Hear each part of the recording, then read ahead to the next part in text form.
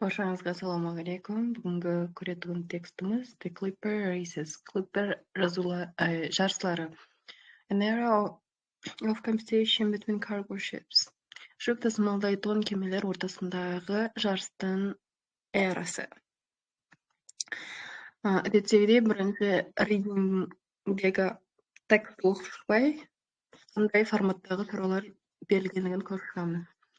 Бірден алтыға дейінгі сұраулар біздерде true false not given сұраулары. Бірінші сұрауды оқып кеткеніміз жақсырақ, себебі сұраулардың үзбес келу ықтималдығы өте жоғары. Бірінші сұрауда айтады: In the 17th and 18th centuries, 17-18 ғасырларда, the British East India Company, компания faced a lot of competition. Көптеген бәсекелестіктер менен дос келді, дейді. True false not given екен дауымыз керек. Енді біздерде 17-13 сұрауға кемгі болған сұраулар gap fillings и one word only. Тек қана бір сөз жазыламыз. И 7-ші сұрауда айтады: Clipper ships were first used for trading by American merchants. Clipper кемелері ең бірінші мәрте саудада американдық саудагерлер тарапынан қолданылды. The ships were remarkable. Кемелер өте таңғажайып еді. For the number of they had. Оларда бар болған X заттың саны үшін олар remarkable еді.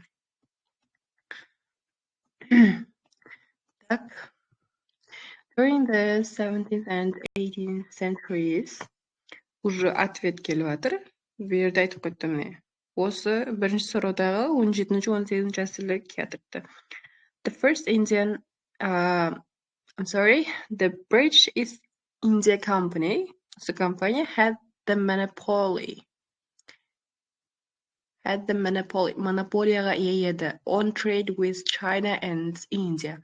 Индия и Чайна менен саудада монополияға ие еді. Монополияға ие болу дегені осы The British East India Company жетекшілік ететұғын еді. Бұған ешкім тең келе алмайтұғын еді деген мәністі білдіреді монополия деген. Сол үшін faced a lot of competition. Көптеген бәсекелестікке дос келді дегені біздерде false болады. Өйткені бұл жетекшілік етіп тұрған компания. Бұған жететұғын, бұған бәсекелес болатұғын ешқандай компания болмаған. Monopoly деген сол мәнісі. Сол үшін false болады. Екінші сұрада айтады: Before 1800 жылдан алдын cargo size, каргоның көлемі, жүктің көлемі was the most important concentration for the East India Company. The East India компаниясы үшін каргоның көлемі жүдайым ахметлі еді, дейді. This meant бұл аңлатады because no rival could legally import tea or other goods from these countries at this time. Сол уақытта дейді. From these countries деген уақытта берді China и Индия назарда тұтылып жатырды. China и Индиядан шай яки басқа да товарларды легальный заңды түрде импорт қылатығын ешқандай бәсекелестігі болмағанлығы себебінен олар монополияға ие еді деп жатыр. The company was rarely in a hurry to transport its merchandise. Компания өзінің товарларын транспортировка қылуда асықпайтұғын еді. Instead, оның орнына its priority, оның басты мақсаты was to minimize costs. Бағаны төмендету еді. By carrying as much as possible on each ship. Әрбір кемеге мканы барынша көбірек товар жүклеу арқылы бағаны төмендету еді. Its priority дегені бұл жерде the most important consideration дегенмен синоним болып тұрды. Cargo size. Cargo size жүда ахметлі еді, маңызға ие еді дейді. Бұл true болады. Себебі каргоның көлемі арқылы олар бағаны төмендеттіруге ұмтылған екен. This means its ships, оның кемелері, known as East India мен атымен белгілі болған кемелері enormous, өте үлкен еді, strong, күшті еді, very slow, дым әстен жүзетін еді, дейді. Енді біздерде үште айтып тұрды. At best, ең жақсы, voyages of the East India to China and back. Қытайға барып келуі үшін East India мен саяхатлары took nearly 2 years to complete. Дерлік 2 жыл уақыт кететін еді дейді. By 108,000, 1,800. 1800 жылға шейін, the average East India man could carry 1,200 tons of merchandise. 1200 тонна товар жүклей алынатын еді, орташа. The trading pattern for China tea usually meant the East India men set sail from Britain in January. East India men компаниясы өзінің Қытай шайына болған саяхатын Британиядан январ айында бастайтын еді. Sailed round the Cape of Good Hope at the southernmost tip of Africa. Африканың southernmost тарапында жайласқан the Cape of Good Hope-ға қарай соны айналып жүзетін еді. Arrived in China in September. Қытайға сентябрь айында жетіп баратын еді. Британиядан январ айында шықты, Қытайға сентябрь айында келді. There they could load up that year's tea harvest. Олар сол жылғы шай өнімін жүклейтін еді. Set off again. Саяхатын қайта бастайтын еді. Depending on the wind and the weather, хауа райына и самалға байланысты, aim to arrive back. Қайта бізге қайтуға мақсат the following September. Келесі сентябрьге шейін дейді. So, even with favorable sailing conditions, өте жағымды жүзу жағдайларында, кеме саяхатларындағы жағдайларда, the round trip барып келу саяхаты lasted almost 2 years. Дерлік 2 жылға созылатын еді дейді. Бұл жерде айтып қойды, at best, ең жақсысында дегені, негерде with favorable sailing conditions. Жүдайым жағымды, өте жағымды жүзу жағдайларында. Took nearly 2 years дегені, lasted almost 2 years бенен бірдей болады. Негерде 2 жыл кетеді десе, негерде 2 жылға созылады деп айтып қойыпты. Сол үшін ответ true болады. Before 1834 жылдан алдын voyages to and from China Қытайға и Қытайдан болған саяхатлар were considered to be highly dangerous. Жүда қауіплі, өте қауіплі деп ойланатын еді дейді. However, by 100 осы цифрларды өте қате оқимын. Бірақ та 1834 жылға шейін the company had lost its trading monopolies. Сауда монополиясын компания жоғалтты. And tea had become a freely traded item. шай еркін түрде саудаланатын затқа айналды дейді. Баста айтып қойып еді ғой. No rival could legally import tea. Шайды заңды түрде импорт қылатұғын ешқандай бәсекелес жоқ еді дейді. Ал егерге келіп болса, айтып отырыпты, tea had become a freely traded item. Еркін түрде саудаланатұғын нәрсеге айланды.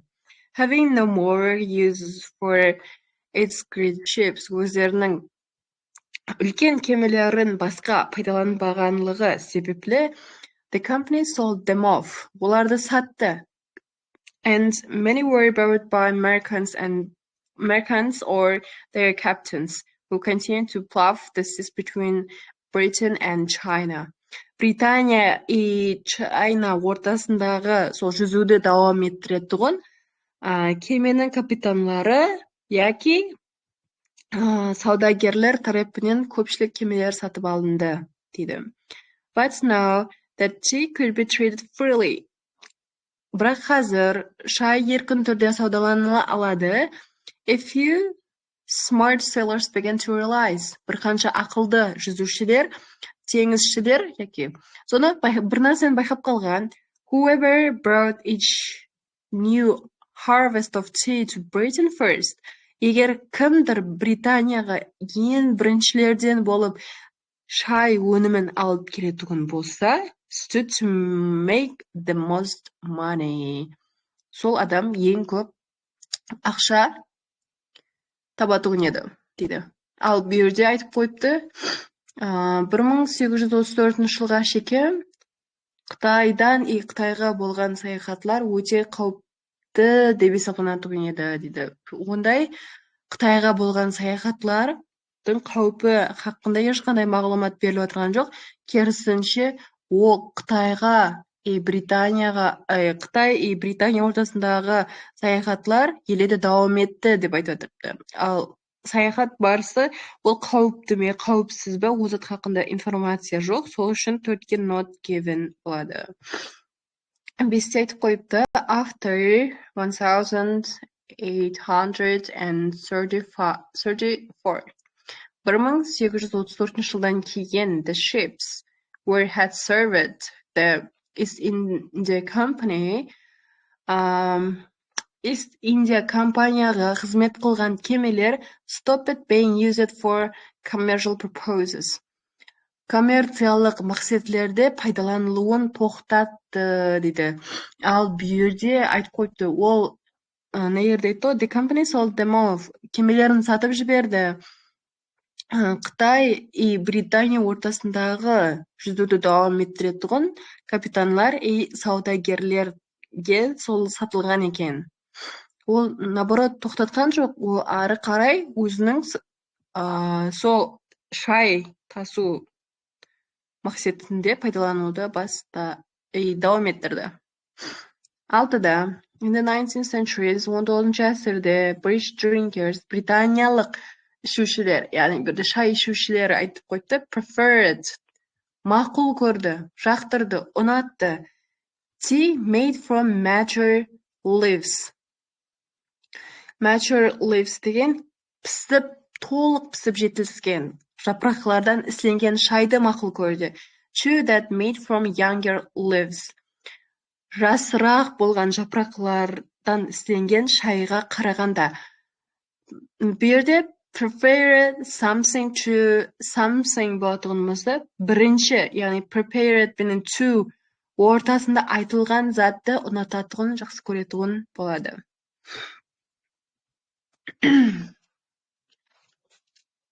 This was partly бір тараптан because if you were home first, егер сен үйіңде бірінші мәрте ең біріншілерден болып болатығын болсаң, яғни Британияға бірінші болып баратығын болсаң, you could sell your shipment of tea, кеме толы шайыңды сен сата аласың before your competitors even arrived.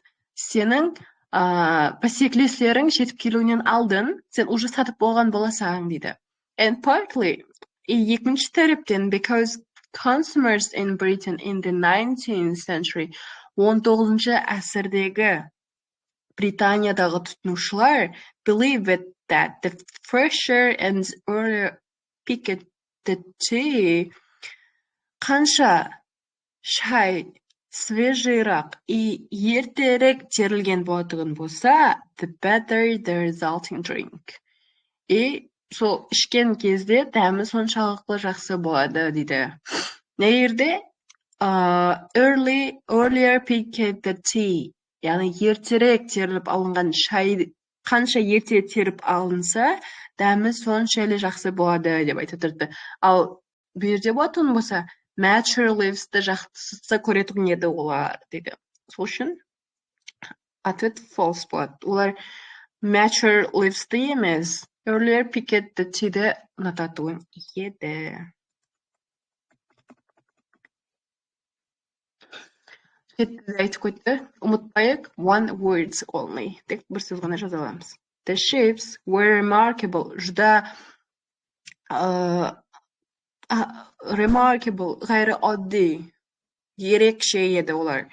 For the number of they had, ол өздерінде бар болған бір нәрсенің саны себеплі.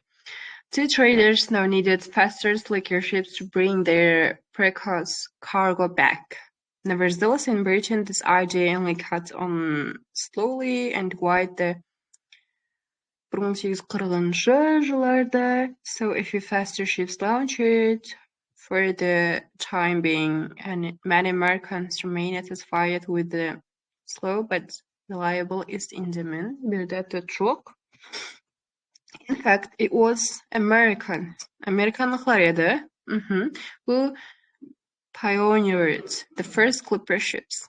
Ең бірінші clipper ships'ларда пайдаланған американлықтар еді, ойлап тапқан соларды. These vessels, бұл кемелер, were fast, тез жүзетін еді, slender еді. With the narrow hull was deeper at the back than at the front. Hull дегені кеме ұслай тұрған уақытта оның артқы тарапы бұл сәл төменіректе болатын еді дейді. Яғни алдыңғы тарапы кемені көтеріңкіреп тұратын еді. Masses of sails, желкенлердің көплігі on the tall masts. Бағанадағы желкенлердің көплігі дейді. Mast'ті бір көрерік. Mast.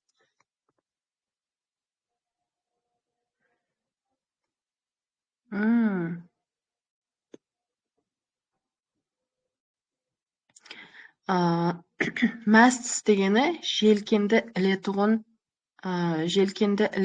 таяқлар. Сода оның желкенлері саны көп еді дейді.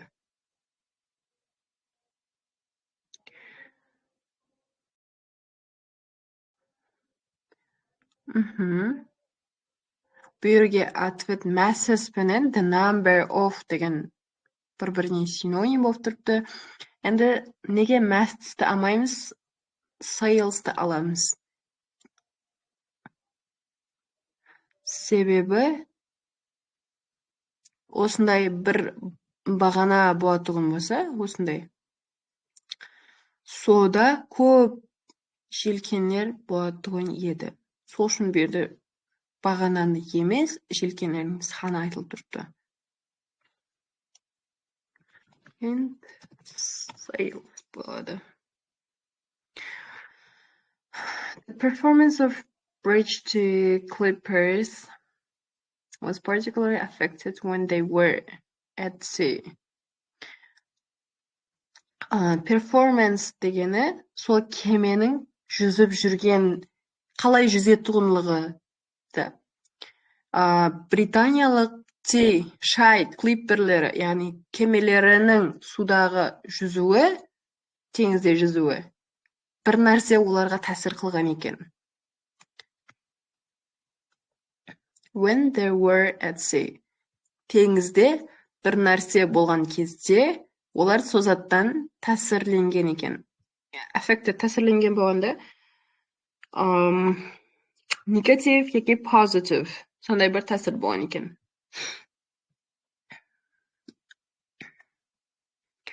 Так, they earned their name from, олар өзінің атын мына заттан алып шықты, the way that they clipped off journey times, which Americans resolved to build their own clippers to rival the Americans. Американдықтар менен жарысуда британиялық саудагерлер өздерінің клипперлерін құрған дейді.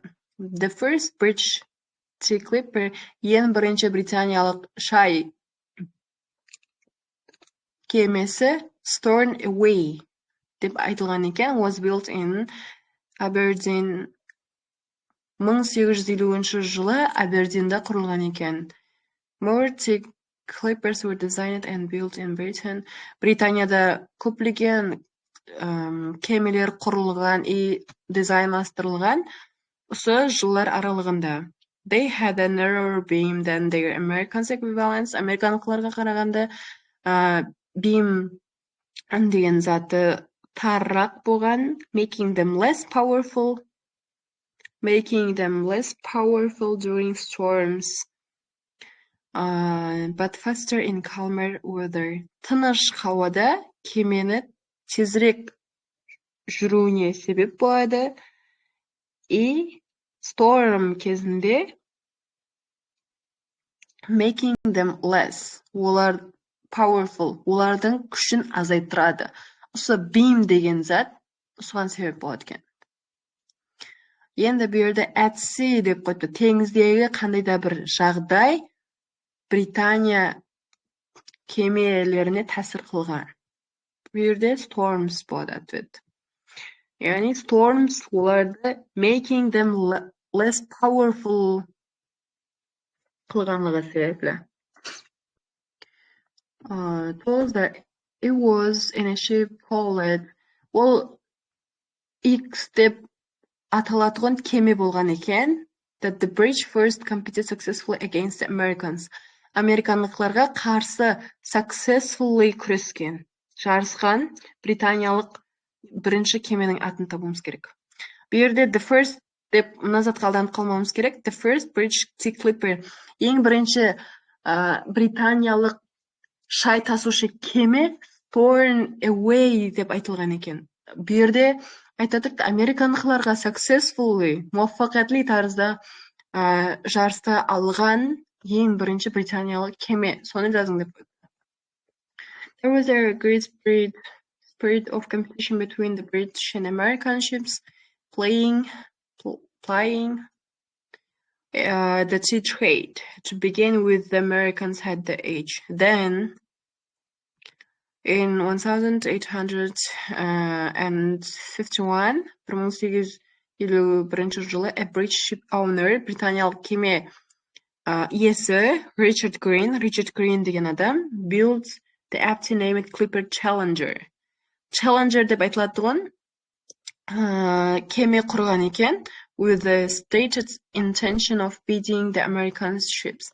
Американлық кемелеріменен жарысу мақсатында осы кемені құрған екен. Name it Clipper ships.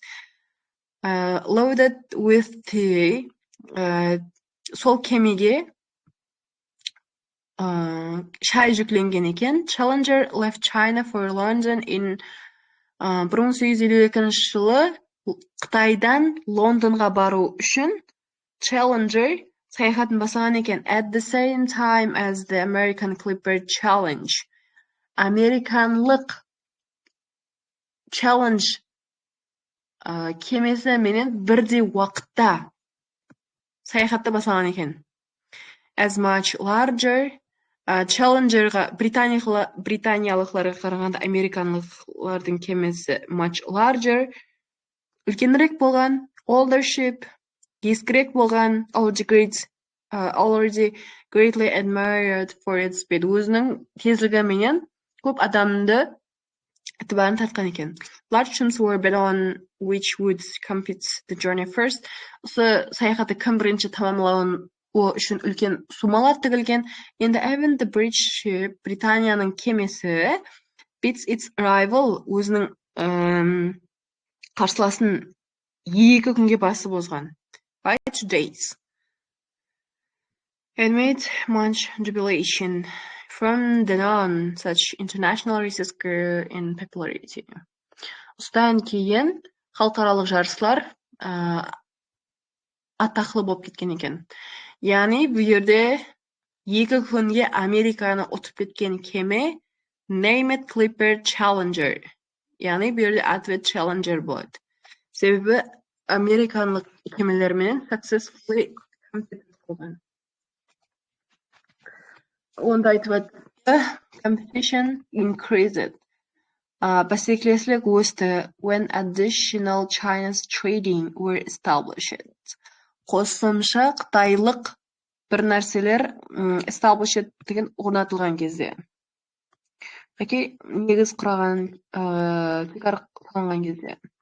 After 1855 жылдан кейін American competition in the British trade gradually stopped. Американың қатынасуы тоқтаған осы жарыста. But even without the Anglo-American rivalry, Anglo-Americaның қатынасуынсыз the competitive streak continued. Бұл жарыс давам еткен екен. It was ignited when the new ports. It was ignited when the new ports. Ол жарыс едіге қызғын болып кетті. Were opened up for trade in China. Қытайда сауда үшін жаңа портлар ашылған кезде дейді. Were the ports for trading дегені, were the trading ports болып кетті. Opened up established urban synonym болып кетті. Americans were occasionally саудагерлер арасында инеді. Such hurry жүді асығыс болатығын еді. They failed to complete the before leaving China. Қытайдан жөнеп кетуінен алдын бір затты толтыра алмай қалатығын еді дейді. Failed to complete. This included Fusco, which the clothes to the cheapest than content the fur used previously. The result could be loaded on board earlier and fresher, and the clippers could set off in late May or early June, sometimes not even taking time to fill. Fill meaning complete бір-біріне синоним болып тұрды. Толтыру. Out of the official paper book. Келді міне. Арасында not even taking time. Уақыт болмайтығын еді. To fill out the official paper book. Ресми құжатларды толтыратығын уақыт болмайтығын еді дейді. Сол үшін ответ берді paper book болады.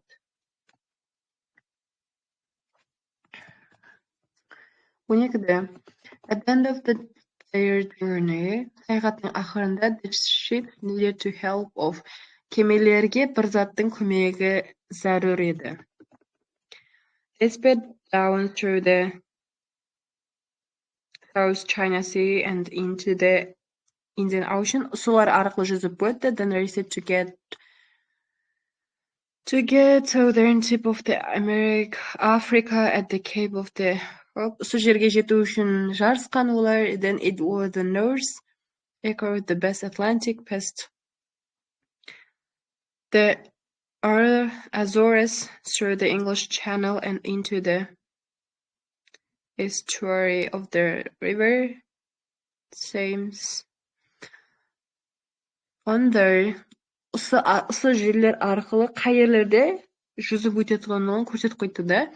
Once they're мәнзіліне жетіп барған кезде дейді, they would be towed by tugs. Арқанлар арқылы байланатығын еді of the river into the docks. Былай теңізден оларды жағаға шығаруда Jiplер менен, арканлар менен байланатыгын еді, dedi. Bu yerде ответ tugs болады. Оларды судан бермен жағаға шығару үшін, тартып шығару үшін арқанлар керек болған. Сол үшін арқанның көмегіне мұқтаж еді шипслар деп айтыпты. The crew were motivated by boss. Crew дегені сол кемеде жұмыс істейтін адамдар. Олар мотивациялатуын еді. Яки қошеметленетуын еді. By boss. And their enthusiasm for the competition. Олардың жарысқа болған ынтасы X затпенен мотивацияланатуын еді. The cargo of the winning ship could earn a premium of up to 6 pence per pound. Ұтып келген карго осы суммадағы ақшаны алатуын еді. And so the captain and crew, капитан и сол кемеде істейтін адамдар were rewarded by the owners of the cargo. Сол каргоның жүктің иелері тарапынан марапатланатуын еді. But the races were about more than just money. The crews кемедегі жұмыс істеушілер үшін тек қана ол ақша емес еді. Ақшадан да but the races were about more than just money. The crews about 40 men on each clipper. Әрбір кемедегі 40 жұмысшы үшін тек қана ол жарыс ақша емес еді. Were expert sailors, proud of their ships. Өздерінің кемесін мақтанатығын expert жүзушілер еді. And they delighted in competing against each other. Бір-біріне қарсы жарыста. Without their enthusiasm, өздерінің ынталарынсыз, the races would never happen. Бұл жарыслар ешқашан садыр болмайтын еді. Since getting the ship home as fast as possible, ымкан барынша мәнзілге үйіне жетіп бару required the crew to be totally dedicated. Сол кемеде істейтін адамдардың толығымен өзін бағышлауын и to sacrifice, өздерін құрбан етулерін талап ететұғын еді. Үмкан барынша тез жетіп бару. Much of the day rest for the duration of the race. Осы жарыс дауамында, дейді. Бұл жерде айтып қойды, жарыс олар үшін тек қана ақша емес еді. Олардың enthusiasm, ынталарынсыз деп қойды. Бұл жарыс ешқашан садыр болмайтын еді. Яғни, ақшадан мотивацияланған, өздерінің ынталары мотивация берген. Сол үшін ойыншыға мани болады.